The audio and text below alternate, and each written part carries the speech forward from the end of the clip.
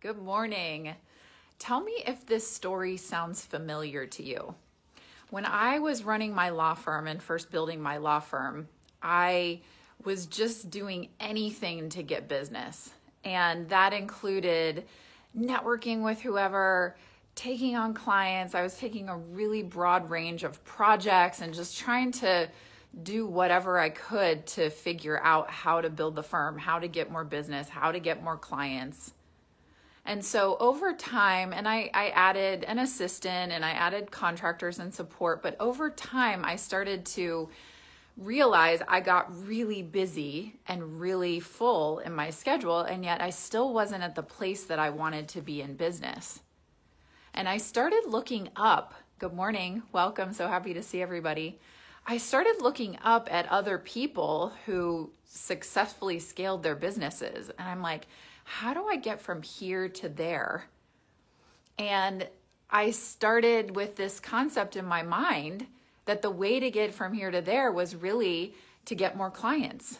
Okay, I've got to go get more clients. So what's the strategy? What's the marketing thing I need to do? Or how do I raise my prices? Or, I'm looking outside of me to try to figure out what's the difference between where I am now and where I want to be. And I came to realize over time that that way of thinking was actually the very thing that was keeping me stuck in the low six figures of income. My name is Sloan. I'm a business and lifestyle consultant to professional women. And first, I'd love for you to type into the chat if that story resonates with you, either where you are now or where you've been. Type a yes into the chat so that I can see you and say good morning and introduce yourself, because I want to share with you the number one secret that is required for you to shift out of being in that couple 100,000 six-figure range to really successfully elevate yourself into seven figures with grace and joy and ease, in a way that feels nourishing and energizing to you, not just with more hustle and grind, because you can certainly continue on the path that I was describing I was on and elevate into seven figures and beyond. It's just, we're really talking about how do you do this and maintain a great quality of life. Good morning, Nin. Great to see you. Hi, everybody. Welcome. How do you do that? So let's go back to my story that I was just sharing, where I'm looking up at all the people who had successfully scaled at that time their law firms. And I'm noticing something that didn't quite fit with this idea of what I was doing and how I was going to elevate, which was more clients, more marketing, kind of more of what I'd been doing. And I'm noticing that the highly successful people seem to be really relaxed. They seem to be very calm and have this spaciousness, and yet they're making a lot of money. So that was the first thing that I started to realize, wait a minute, this strategy, this idea that I'm thinking in my mind of how this is going to work, there's something I'm missing.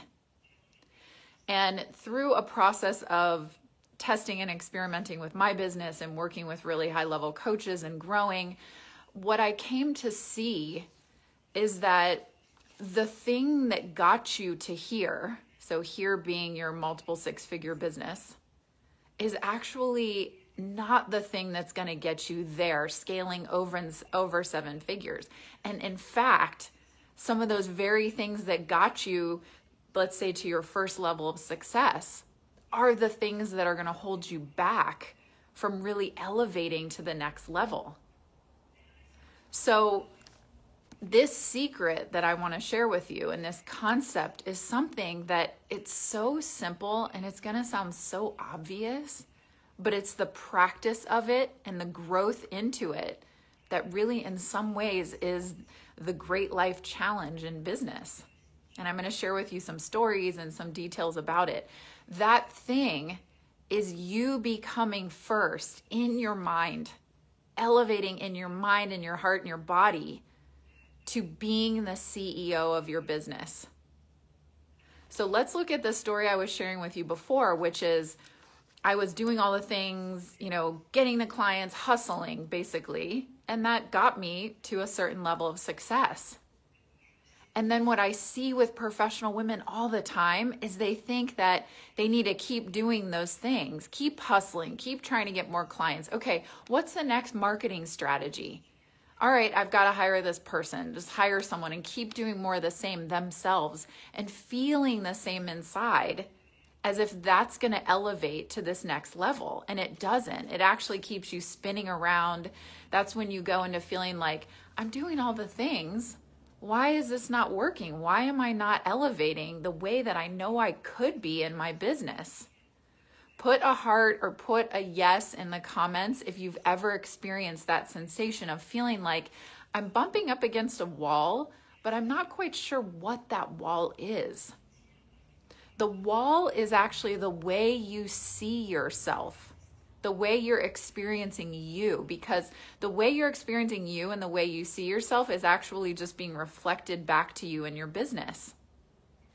So when you think of becoming the CEO, this is really about you becoming a whole different version of yourself in your business. And it's very simple, but it's not that easy.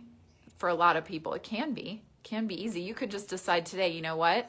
I'm not doing any things any longer where I'm not in a CEO role.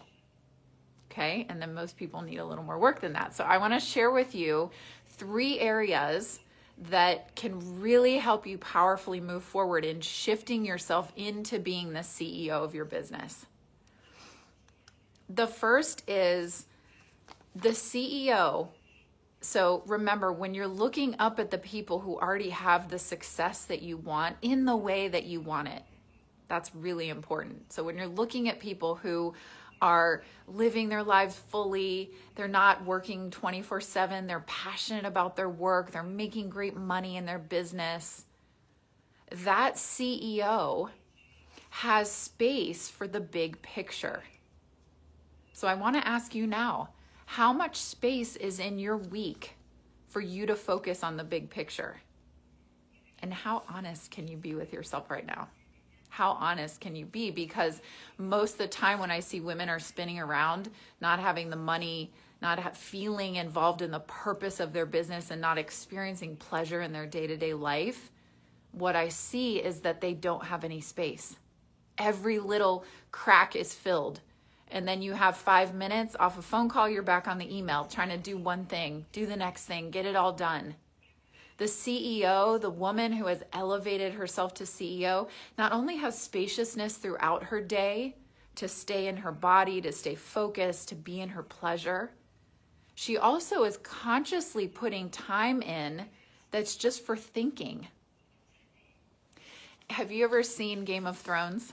I recently started watching Game of Thrones again, and this thing I noticed was there are all these scenes where Cersei and any variety of the characters, okay, these are the queens and the people in power, they're like sitting around, or they'll be sitting in their room just looking out the window, thinking, sitting at the desk, having a moment alone, and someone comes in.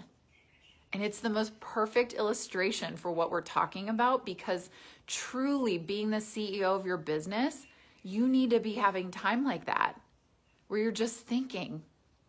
When I'm just thinking and consciously thinking, I'm not talking about just letting your thoughts ruminate and spin around. I'm talking of conscious thought about your business or about your employees or your vision or that, then things bubble up from inspiration. Oh, I need to reach out to that person.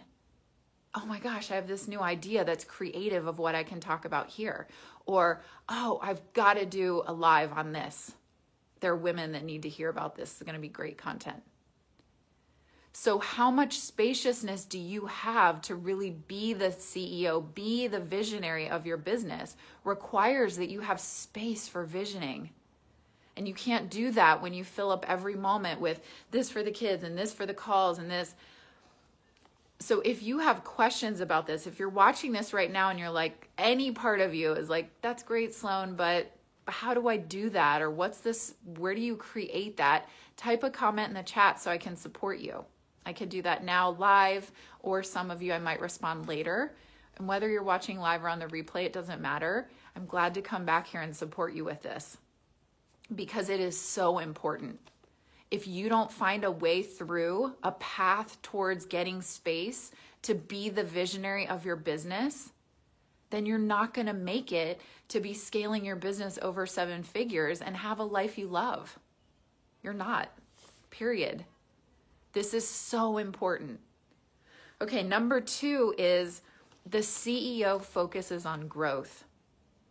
So I just did an exercise with one of my clients, which is I had her keep track of the all of her time for 3 days. So I'm talking time she wakes up in the morning to time she goes to bed in the evening.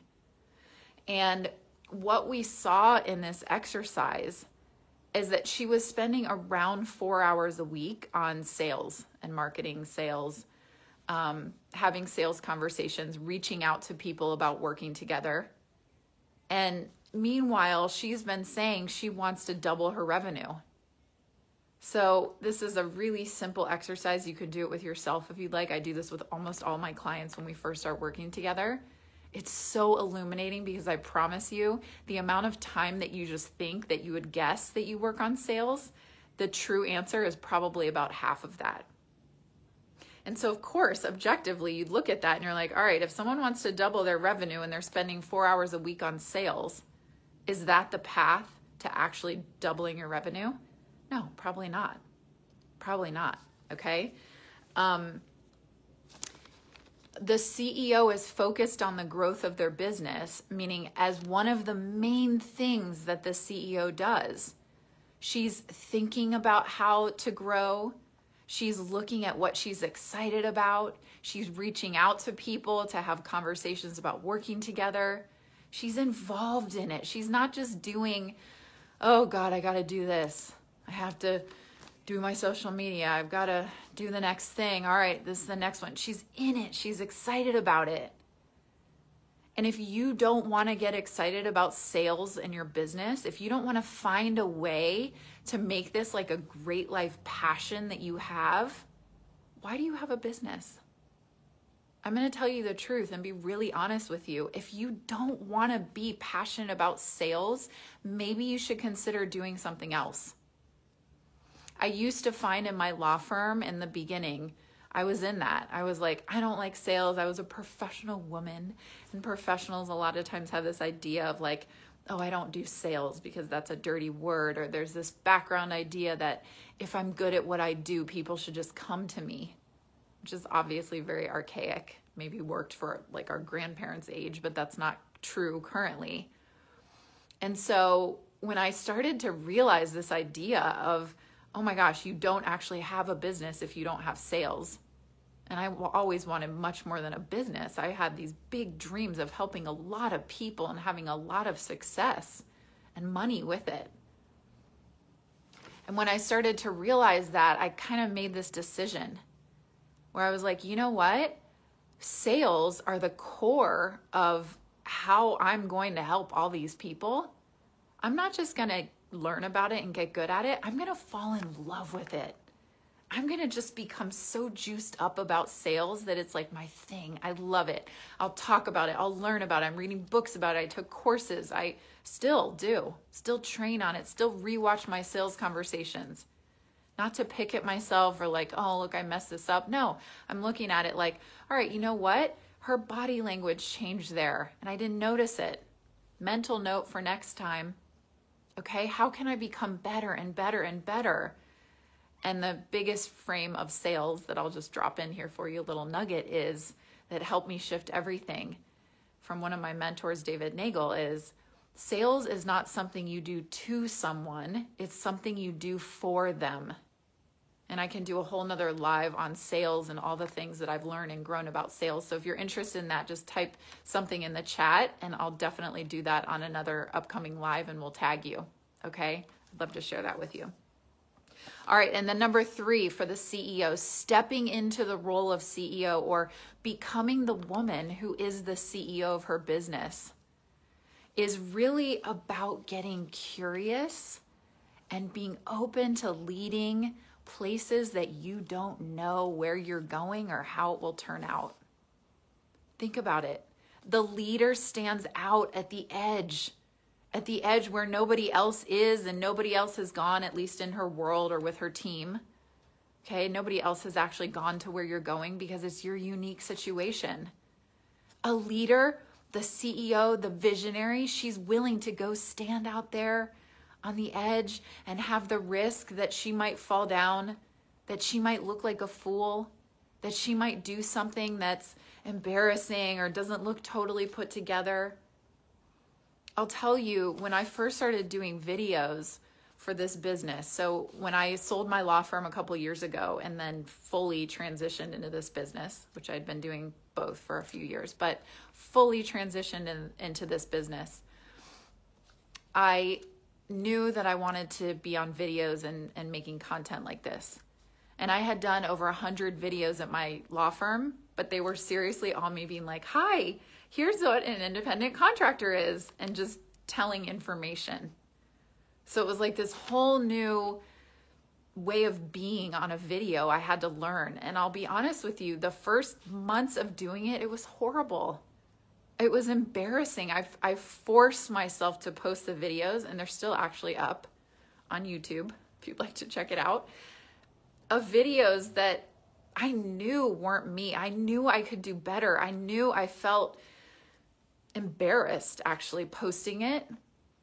And it's just like, okay, how big is my vision and how serious am I about it that I'm going to go and just keep going, keep doing it till I get comfortable. And as my current mentors, Marla Mattinson and Julian Coker, say, that it's like, and remind me often, 10,000 hours, baby. 10,000 hours is about what it takes to become an expert, which was in a Malcolm Gladwell book. And it's like, okay, that helps me a lot. I still don't think I've clocked 10,000 hours going live on videos. So it's like, all right, got to keep going. Got to keep practicing. The CEO is willing to be curious and willing to be out there and maybe look like a fool because she knows what her vision is. She knows where she's headed. And this current little bits of whatever detail right now, don't take her out or take her down. Even if you cry when you post the video, which I did, those first videos, fine. Okay, whatever, keep going. Get back up, keep going.